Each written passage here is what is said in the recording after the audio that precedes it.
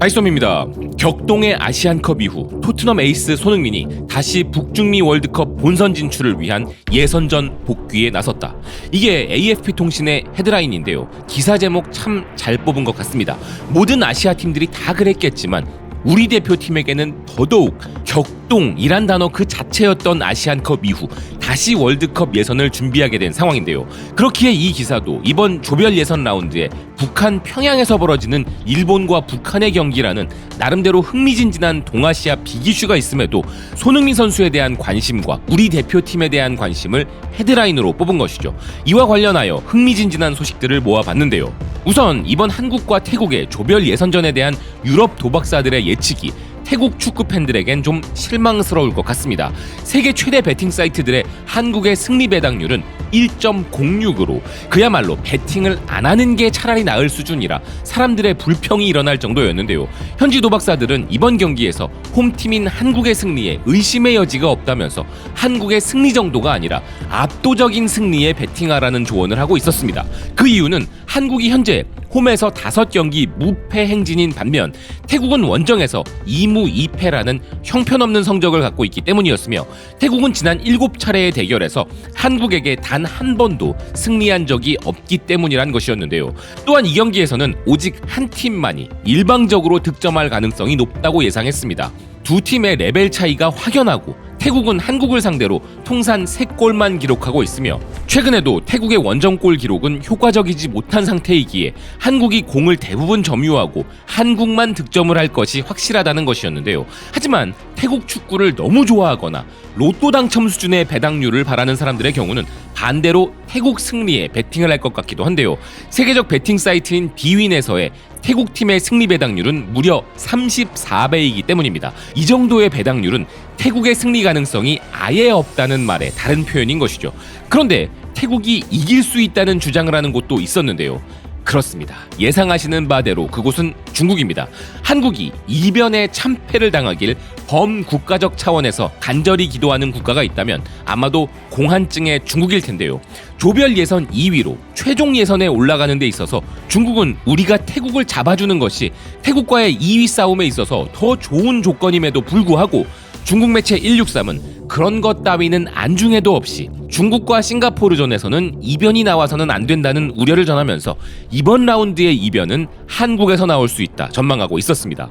그 이유는 한국팀 내부에서 내전이 일어났기 때문이라는 기사는 태국은 반면에 아시안컵에서 눈부신 활약을 펼쳤다면서 태국이 감독 교체 이후 달라진 모습을 보이고 있기에 한국을 상대로 득점할 수 있다는 희망이 있다는 것이며 그렇게 되면 한국 대표팀에게는 큰 타격이 될 것이라 이야기했는데요. 아니 지금 싱가포르에게 잡힐 것을 걱정해야 할 중국 대표팀인데 우리에 대한 관심을 이렇게 꾸준히 보여주는 것을 보면 뭐 어떤 방면으로는 참 애쓴다라는 말을 전하고 싶습니다. 물론 축구에서 이변은 자주 일어나기에 중국 매체가 예상하는 일이 일어날 수 있긴 하죠. 아시안컵에서 보았듯이 태국에게는 날카로운 역습 실력이 있고 일본 출신의 이시이 감독 부임 이후 전술적인 완성도도 많이 올라갔기 때문인데요. 근데 홍콩의 사우스차이나 모닝포스트는 AFP통신을 인용한 기사에서 그럼에도 불구하고 태국이 승리하는 그런 일은 없을 것이라고 장담하고 있었습니다. 기사는 클린스만 감독이 경질되고 감독이 교체된 한국이라면서 손흥민의 손가락 부상 등 내부 소란도 있었지만 손흥민과 이강인은 화해했으며 이런 것들은 태국을 상대로 한국이 승점 3점을 얻는 것을 막을 수는 없고 태국과의 2연전에서 한국은 승점 6점을 얻게 될 것이라 예상했는데요. 한국팀의 내부적인 변수가 존재하지만 그것도 한국의 승리라는 전제를 바꿀 수는 없다는 것이죠. 이런 생각은 태국의 반응에서도 알 수 있는 대목인데요. 원풋볼닷컴은 태국 대표팀 감독 이시이 마사타다와의 인터뷰를 전하고 있는데 이시이 감독은 여기서 바로 이 한국의 내부 사정에 대해서 별도로 언급하고 있었습니다. 그는 한국과의 경기는 어려운 일이라면서 만약 한국이 최악의 상황이라고 해도 여전히 태국보다는 훨씬 우월하다고 이야기한 것입니다. 하지만 이런 감독 교체와 내부 사정으로 태국에게도 작은 기회가 발생할 수 있다고 생각한다면서 이번 한국과의 2연전에서 최소한 승점 1점을 따낼 것을 원한다는 그는 한국을 상대로 승점 1점만이라도 따낼 수 있다면 베이징에서 중국 대표팀을 이길 경우 태국도 최종 예선으로 올라갈 수 있다는 것이었는데요. 또한 한국은 수년간 뒤로 물러서서 수비로 좌절시키는 팀을 상대로 고전해 왔기에 태국이 이런 수비적인 자세를 가지고 있다가 역습을 가하는 전술을 취할 것이냐는 질문에 이시희 감독은 아마도 그렇게 할 것 같다면서 한국의 김민재가 아닌 다른 수비수에게 압박을 가해서 공략할 것 같다고 말했습니다. 한국이 빈틈을 보이는 순간 김민재 선수가 아닌 우리 대표팀의 다른 센터백을 공략하겠다는 것인데요.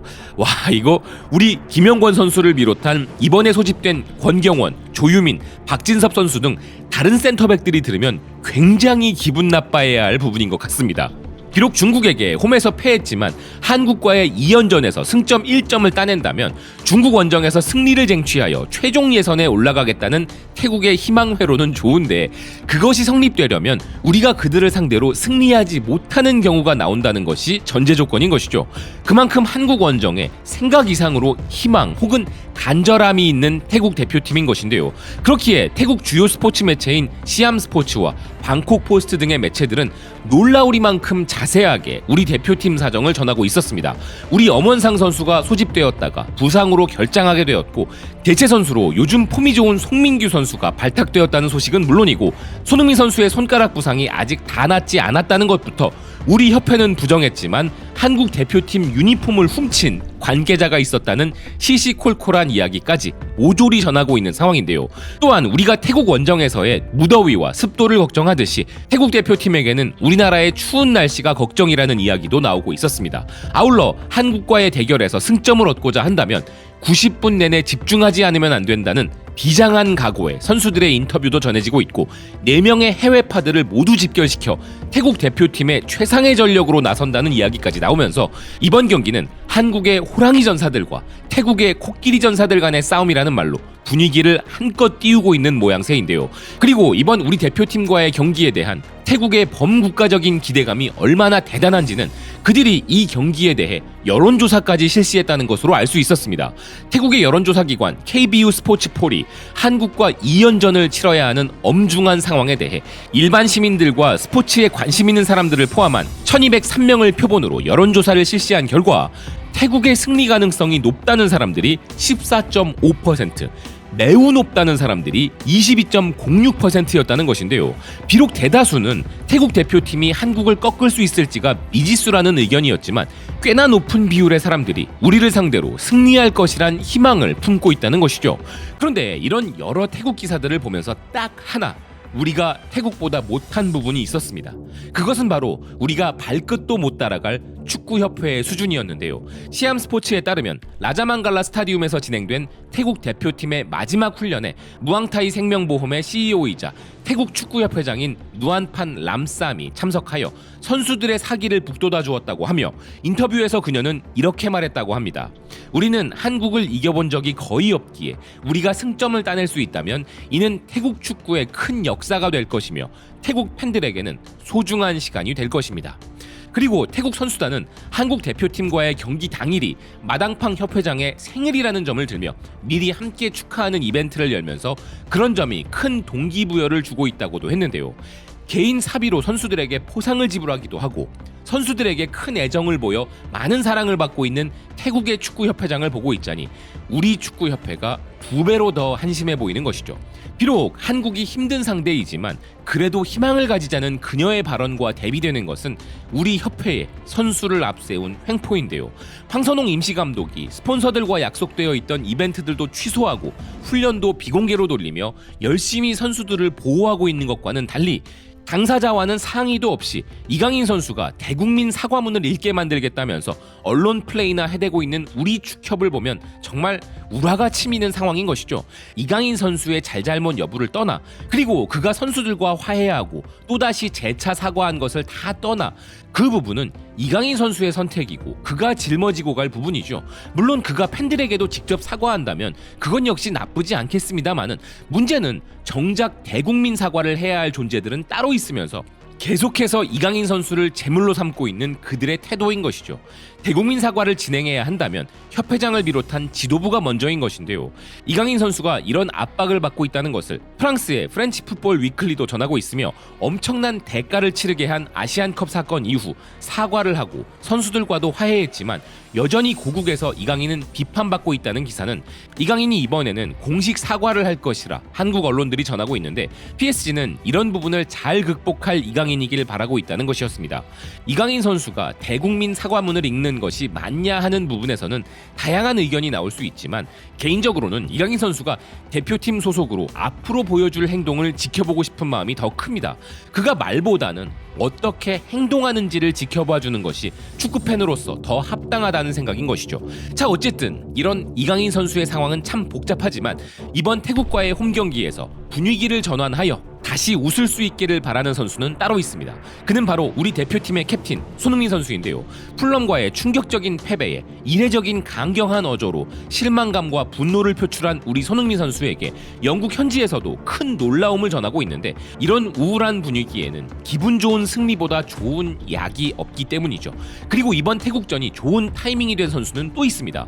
독일 매체들도 놀랍다고 할 정도로 무려 다이어에게 밀려 몇 경기째 출전하지 못하고 있는 우리 김민재 선수인데요.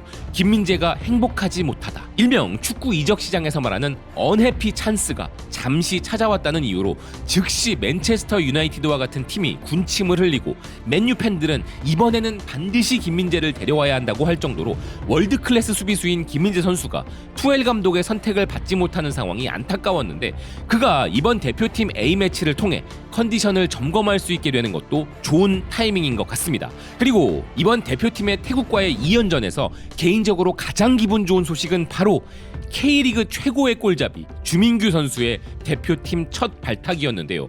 이승우 선수와 주민규 선수를 대표팀에서 꼭 보고 싶었는데 그중 한 명인 K리그 최고의 공격수 주민규 선수를 대표팀에서 볼 수 있는 기회가 생긴 것이죠. 이에 대해서는 ESPN 역시 주목하였는데요.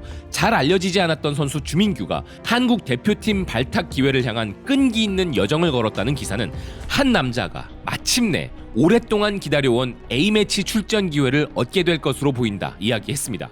주민규 선수의 이야기는 인내와 회복력의 이야기이고 비록 그의 경력이 늦게 피어났음에도 마침내 기회를 얻어냈다는 점이 특이하다는 기사는 그는 한때 주급이 100만 원도 채 되지 않았던 선수였지만 2부 리그에서부터 순전히 노력을 통해 K리그 최고 공격수 중 한 명으로 떠올랐다 소개했는데요. 또한 벤투 감독 당시에도 기회는 오지 않았고 클린스만 감독으로 교체된 이후에도 계속해서 기다려야만 했던 주민규는 그럼에도 불구하고 포기하지 않았고 클린스만의 국내 리그에 대한 무관심으로 인하여 기회를 받지 못하다가 황선홍 임시감독이 부임하게 되면서 드디어 그에게도 기회가 찾아왔다는 것이었습니다. 또한 황희찬, 조규성, 손흥민, 이강인, 이재성 등 창의력 높은 선수들이 있는 한국 대표팀이기에 실제로 경기를 뛰기까지는 좀 더 기다려야 할 수도 있지만 그가 이제 대표팀 유니폼을 입고 기회를 잡아 자신의 자리를 만들기 위해 필요한 모든 것을 할 것이라는 점은 당연해 보인다고 평가한 기사였는데요. 현재 우리 대표팀의 가장 취약한 포지션을 고르라고 한다면 수비형 미드필더 자리와 함께 단연코 원톱 자리가 빠질 수 없습니다. 넘쳐나는 이선 자원에 비해서 너무나 취약하죠.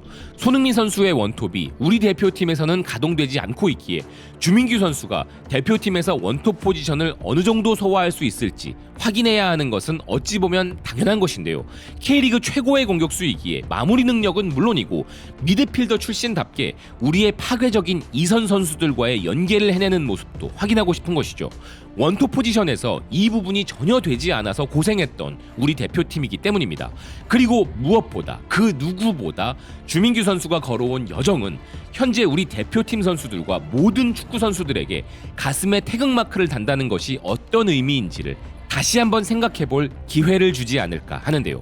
이강인 선수가 지난 과오를 털어내는 계기가 되고 손흥민 선수의 웃음도 다시 보고 김민재 선수는 건재함을 확인시켜주길 바라며 주민규 선수는 물론 비슷하게 늦은 나이로 대표팀에 발탁된 이명재 선수에게도 그리고 클린스만에게 외면받았지만 이번에 재발탁된 선수들에게도 모두에게 간절했던 대표팀인 만큼 모두가 훌륭한 활약을 선보이길 바라는 마음인데요. 여러 방면에서 우울함이 가득했던 우리 대표팀이 홀가분하게 모든 걸 털어내는 이번 태국과의 2연전이 되었으면 한다는 생각입니다. 선수들과는 별개로 협회는 아직 아무것도 변한 것이 없다는 점을 우리가 절대 잊지 말아야 하는 것은 물론이고 말입니다. 시청해주셔서 고맙습니다. 또 뵙겠습니다.